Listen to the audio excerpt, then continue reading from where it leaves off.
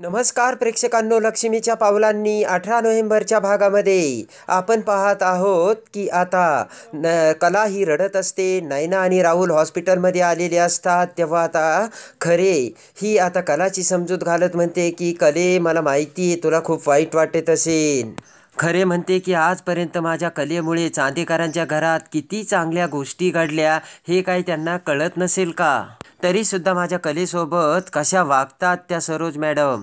राहुल आणि नैना ते सगळं ऐकत असतात. खरे म्हणते की कले थांब, मी त्यांच्याशी बोलूनच येते.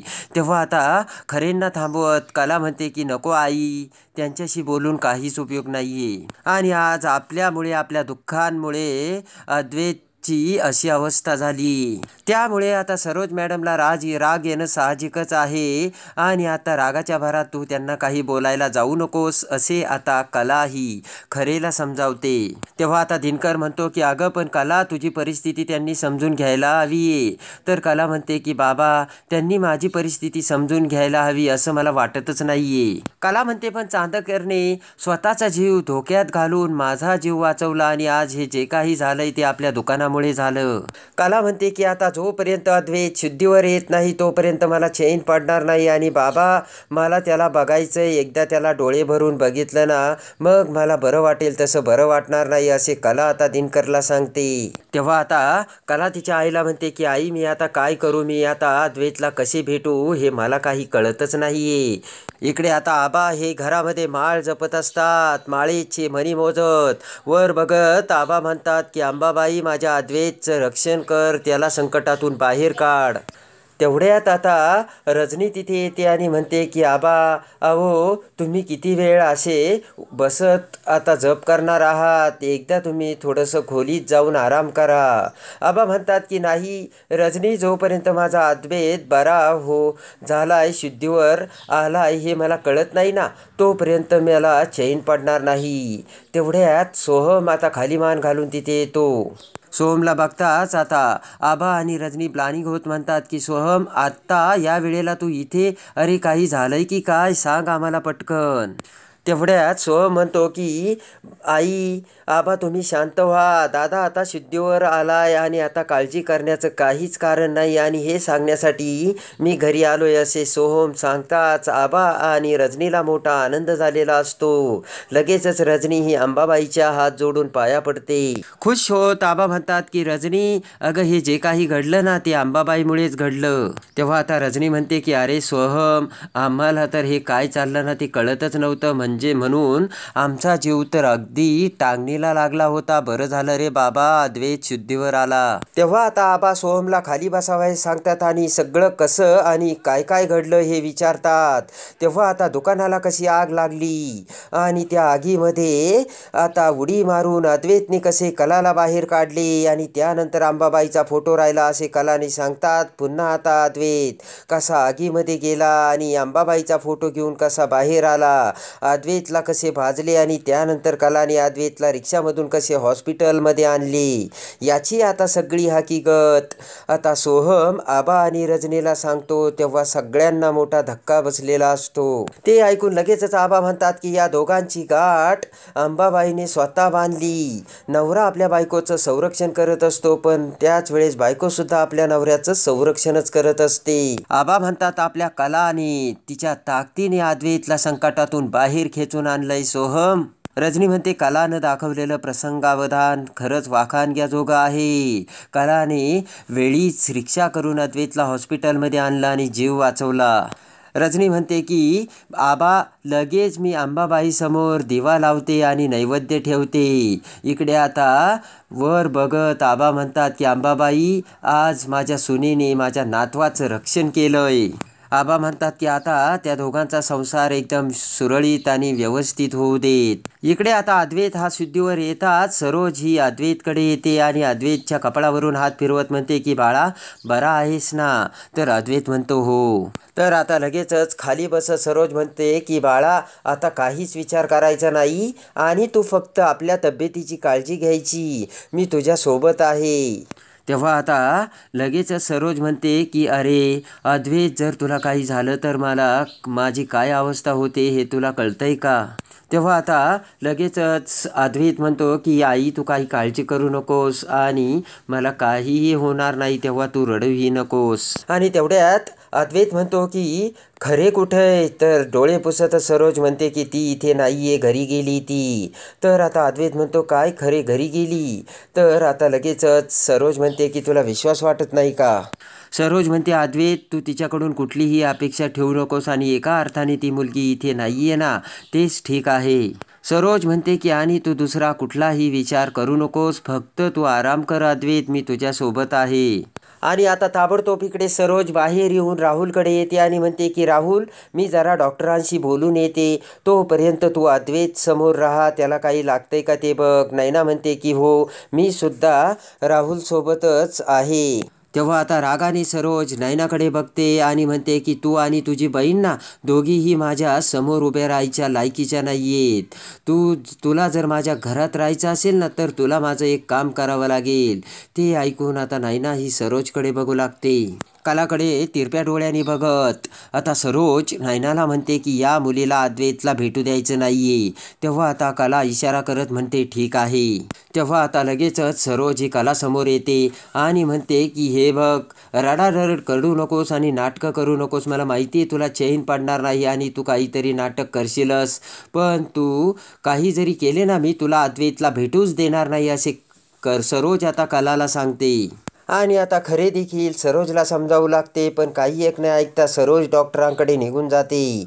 इकडे आता सरोज जाताच कलाची आई म्हणते की कले, तू काही काळजी करू नकोस, इकडचं आम्ही बघतो, तू जा अद्वैतरावांना भेटायला. कला आतमध्ये जाऊ लागताच लगेचच हात पुढे करत नैना म्हणते की थांब कला, तुला अद्वैतला भेटण्याची परवानगी नाहीये. तर लगेचच कलाची आई पुढे येत आता नैनाला म्हणते की नैने, अगं काय करायला लागलीयेस? हे बघ सरोज मॅडम डॉक्टरांना भेटायला गेलेत, त्यांना यायला वेळ लागणार आहे, तोपर्यंत कलेला अद्वैतरावांना भेटून येऊ दे, कळलं का तुला? तेवढ्यात आता नैना म्हणते की कला, अगं हॉस्पिटल असू, रेस्टॉरंट असू, 5 स्टार हॉटेल असू की चांदेकरांचं घर, तुझं हे मिडल क्लास रडणं आता थांबव. आणि जर तुला असं वाटत असेल ना सरोज मामी तिकडे गेल्यानंतर मी तुला अद्वैतला भेटायला आतमध्ये सोडेल, तर तुझा तो गैरसमज तू तुझ्या डोक्यातून काढून टाक, असे आता नैना कलाला सांगते.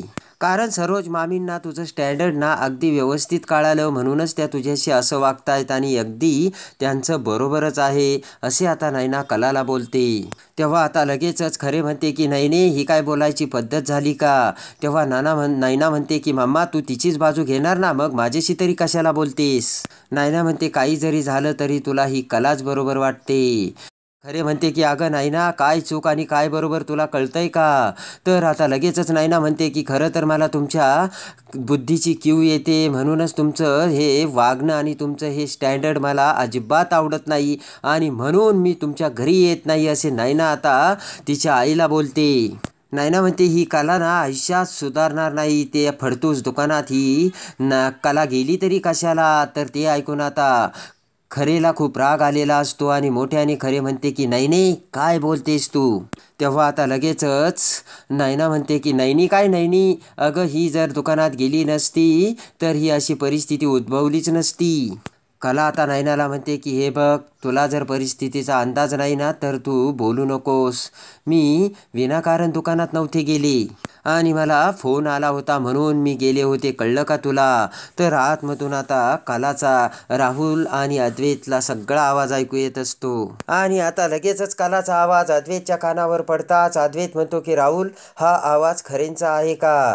तर आता राहुलला देखील मोठा धक्का बसलेला असतो आणि बाहेर लक्ष देऊन त्यांच्याकडे बघत आता राहुल विचार करतो की या नैनाला सुद्धा आत्ताच वाद घालायला हवा का? आणि ताबडतोब आता राहुल त्याचा मोबाईल काढून हळूच नैनाच्या मोबाईलवर मेसेज काढतो आणि मेसेज टाकत म्हणतो की हळू बोल नैना, नाही तर अद्वैतला समजेल. तेव्हा आता पुन्हा नैनाला कला म्हणते की नैना ताई बाजूला होईना, मला अद्वैतला सॉरी म्हणायचंय आणि बघायचंय. नैना म्हणते की यामध्ये तर तू चॅम्पियनच आहेस. अगोदर रडायचं नाटक करायचं आणि नंतर सॉरी म्हणायचं. कला तू एक गोष्ट लक्षात ठेव, तू किती जरी सॉरी म्हटली ना तरी अद्वैतच्या आयुष्यात जे घडलं ना ते भरून येणार नाहीये. तर आता नैना म्हणते की हे तुझं चाललंय तरी काय, तू एक काम कर, तू आता त्याला न भेटताना घरी जा, त्याला सॉरी म्हणायचं, त्याची माफी मागायची, हे सगळे नाटकं तू तुझे बंद कर कला. तेव्हा आता कला म्हणते की हे बघ, आमच्या नात्यामध्ये तुला मध्ये पडायची काही गरज नाही आहे आणि आमच्यामध्ये जे काही घडलं ना ते आमचं आम्ही बघू आणि निस्तरू, तुला त्याची पंचायतसुद्धा करायची नाही आहे, असे कला आता नैनाला ठणकावून सांगते. कला म्हणते की हे बघ नैना, मी जर त्याला भेटले आणि त्याची माफी मागितली ना तरीसुद्धा काही फरक पडणार नाही, पण जर मी त्याला भेटले नाही ना इथे माझं मन मला खात राहील, कळलं का तुला. तेव्हा आता कला म्हणते की आणि नैना, आत्ताच्या आत्ता तू माझ्यावरती असे घाणेरडे आरोप करणं बंद कर. तेव्हा आता लगेचच नैना म्हणते की काय बोलतेस कला तू, तर खरे म्हणते की अगदी बरोबर बोलतेस ती.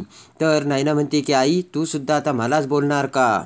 तर आता लगेचच नैना म्हणते की खरे तर मी हिच्यापेक्षा मोठी बहीण आणि माझ्यासोबत ही अशी वागते का. तेव्हा खरे म्हणते की मग तू तिला तिच्या नवऱ्याला म्हणजे अद्वैत रावांना का भेटू देत नाहीये मग.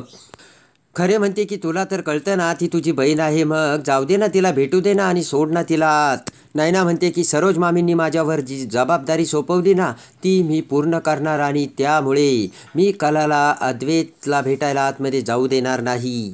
तेव्हा आता लगेचच कला म्हणते की ताई जाऊ दे ना मला. तर नैना म्हणते की हे बघ कला, तुला अद्वैतला भेटायची परवानगी नाही आहे आणि तसंही अद्वैतला देखील तुला भेटायचं नाही आहे. ते ऐकून कलाला मोठा धक्का बसलेला असतो आणि लगेचच कला म्हणते की असं काही सांगितलं का तुला त्यांनी.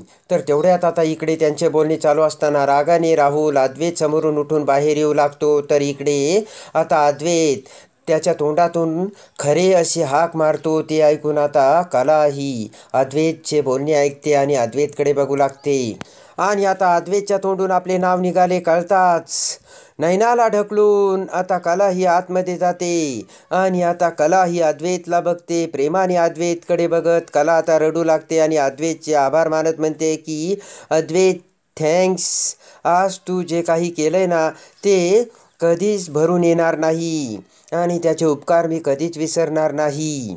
कला म्हणते की अरे अद्वैत, माझ्यासाठी एवढं करायची काय गरज होती रे, तुला माहिती आहे ना माझा तुला अगोदरच त्रास आहे, मग काय गरज होती, सगळं काही करायची गरज नव्हती तरीसुद्धा तू हे का केलंस अद्वैत, असे आता कला अद्वैतला सांगते. आणि लगेचच आता ते ऐकून अद्वैत म्हणतो की खरे मला जास्त प्रश्न विचारू नकोस. कला म्हणते की का, तू हॉस्पिटलमध्ये आहे म्हणून. तर लगेचच अद्वैत म्हणतो नाही. तर आता कला खाली बसत म्हणते की याला काय म्हणतात माहिती आहे का, गिरे भी तो टांग ऊपर. आणि आता इकडे अद्वैत आता कलाला चिडू लागतो. तर कला म्हणते की काहीही काय बोलतोयस अद्वैत, अरे हे हॉस्पिटल आहे.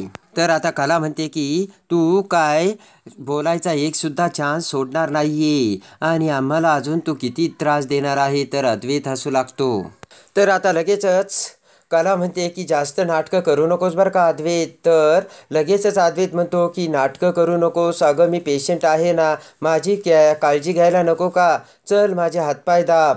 तर आता लगेचच कला म्हणते की शी बाबा अजून एक जोक मारला. तर आता अद्वैत म्हणतो की मला माहिती आहे माझे सगळे जोक तुला आवडते. तेव्हा आता कला म्हणते की जास्त नाटकं करू नकोस, मी नाही चेपणार आहेत तुझे पाय.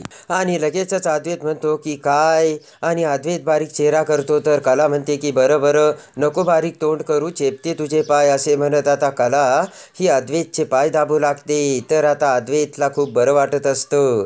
काचेतून आता लगेचच खरे ते सगळे बघत असते आणि खरेला सुद्धा खूप आनंद होत असतो आणि लगेचच आता कलाला सुद्धा खूप आनंद होत असतो. प्रेमाने अद्वैतकडे बघत कला आता अद्वैतचे पाय दाबते. तर आता अद्वैतला सुद्धा खूप हायसे वाटत असते आणि आता अद्वैतचे पाय चेपत असताना तेवढ्या डॉक्टर तिथे येतात. तर आता डॉक्टरला बघून कला पटकन उठून उभं राहते आणि अद्वैत सुद्धा उठून बसायला लागतो. तर आता डॉक्टर म्हणतात की उठू नका, त्रास करून घेऊ नका. डॉक्टर म्हणतात म्हणतात की काल तुम्ही विचार न करता जे काही वागलात ना, ते जर तुम्ही परत वागलात तर प्रत्येक वेळेस तुम्हाला वाचवायला तुमची मिसेस येणार नाही. असे आता डॉक्टर कलाकडे बघत बोलताच आता अद्वैतला कलाने आपल्याला वाचवल्याचे सत्य समजलेले असते. तर इकडे सरोजचा मोठा जळफळाट झालेला असतो. तर आता लगेचच सरोज ही कला बाहेर येताच कलाकडे येते आणि म्हणते की माझ्या मुलाला शांतता हवी आहे, तेव्हा तू येथून गेली तरी चालेल. तर कला म्हणते की जोपर्यंत अद्वैत व्यवस्थित शुद्धीवर येत नाही तोपर्यंत मला इथून जाता येणार नाही. आणि कला म्हणते की जोपर्यंत त्याच्या चांगुलपणाची मी परतफेड करत नाही, तो शुद्धीवर येत नाही, तोपर्यंत मी कुठेही जाणार नाही. तर सरोज म्हणते की मी तुला सांगते ना, आणि जोराने आता सरोज कलाचा हात धरून कलाला ढकलते. तर आता कलाला मोठा धक्का बसलेला असतो. तेव्हा आता अद्वैत हा कलाला तिथेच थांबून आता कलासोबत अद्वैत कसा चांदेकरांच्या घरी पुन्हा येतो आणि सरोजला फाट्यावर मारून आता अद्वैतसुद्धा कलावरती कसा प्रेम करतो हे बघण्यासाठी आणि लक्ष्मीच्या पावलांनी मालिकेच्या डेली अपडेटसाठी बेल नोटिफिकेशनवर क्लिक करून आपल्या चॅनलला लाईक करा, सबस्क्राईब करा.